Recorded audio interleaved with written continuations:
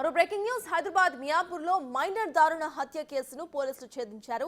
TS Anjaiah Nagar కు చెందిన ఐశ్వర్య ఈ నెల 8వ తారీఖున అదృశ్యమైన తుకగూడలో నిన్న శవమై తేలింది. అయితే మహేశ్వరం సమీపంలో కుళ్లిపోయి ఉన్న మృతదేహాన్ని చూడడంతో అటు స్థానికులు మియాపూర్ పోలీసులకు ఫిర్యాదు చేశారు. పోలీసులు ఘటనా స్థలానికి చేరుకొని పరిశీలించి ఐశ్వర్యగా తేల్చారు.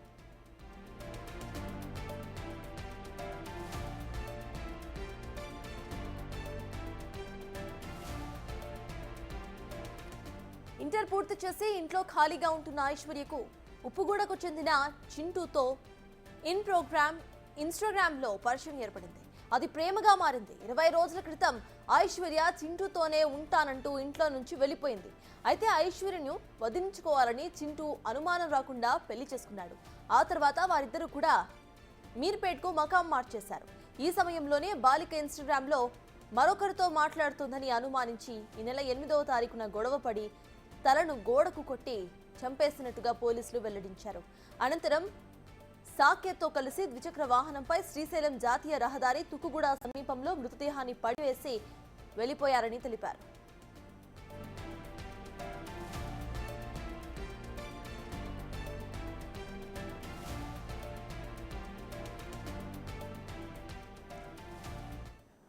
హైదరాబాద్ మియాపూర్లో మైనర్ బాలిక దారుణ హత్య కేసును పోలీసులు అయితే ఛేదించారు. ప్రజెంట్ ఈ కేసుకు సంబంధించిన అప్డేట్స్ మా ప్రతినిధి సుజాత అందిస్తారు. సుజాత, చెప్పండి, ఇందులో అసలు ఈ కేసుకు సంబంధించిన అప్డేట్స్ ఏంటి? పేరెంట్స్ ఏమంటున్నారు?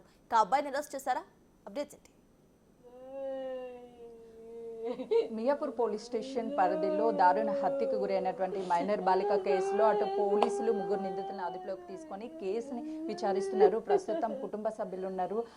తన అమ్మగారితో మాట్లాడదాం. అమ్మ, చెప్పండి అమ్మా, అసలు చివరికి ఎప్పుడు మాట్లాడారు పాపతో?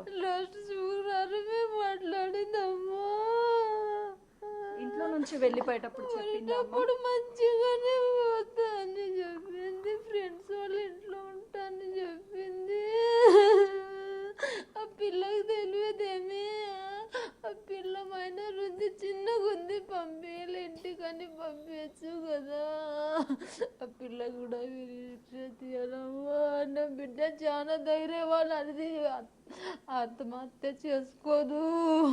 తమ్ముడు పోతే మరి అక్క పెళ్లి ధైర్యంగా చేస్తే మమ్మీ నేను ఉన్న ధైర్యం నాకు చెప్పేవాళ్ళు పిల్ల ఆమె చేసుకోదమ్మా.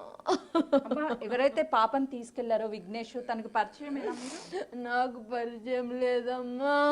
నేను ఎప్పుడు చూడలేదమ్మా వానికి. నేను ఇది వాడిని తీసుకుపోయేది. వానికి ఏమేమి చేసారు కథలు నాకు తెలియదు. నేను పనికి పోయేవాళ్ళు, నాకు ఏమి తెలియదు. విఘ్నేష్ తో పాటు మరొక అబ్బాయి అమ్మాయి కూడా ఉన్నట్టున్నారు. అమ్మాయి అన్న పిలుస్తుండే. వాని పేరు సాకి అని చెప్పింది.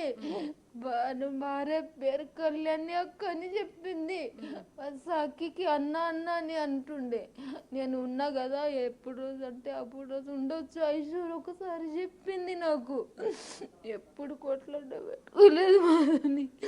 చూస్తున్నాం కదా, ఆ పాప ఇంట్లో నుంచి వెళ్ళిపోయేటటువంటి టైంలో అటు చింటూ తీసుకువెళ్ళిన తర్వాత పాప చివరిగా 8వ తారీఖు మాట్లాడింది. ఆ తర్వాత ఫోన్ స్విచ్ ఆఫ్ రావడము, అదేవిధంగా చింటూ ఇక మీ పాప ఇక్కడ లేదు, ఇంట్లో నుంచి వెళ్ళిపోయిందని చెప్పడంతో వీళ్ళకి అనుమానం రావడం పోలీస్ స్టేషన్లో ఫిర్యాదు ఇచ్చారు. తదనంతరం పోలీసులు ఎంక్వైరీ చేయగా పాపని అత్యంత కిరాతకంగా 3 కలిసి బయట చంపేసి పడేశారు అన్న అనుమానంతోనే పోలీసులు వాళ్ళ 3ని కూడా అదుపులోకి తీసుకున్నారు. ఈ కేసుకి సంబంధించి విచారణ కూడా ముమ్మరం చేశారు.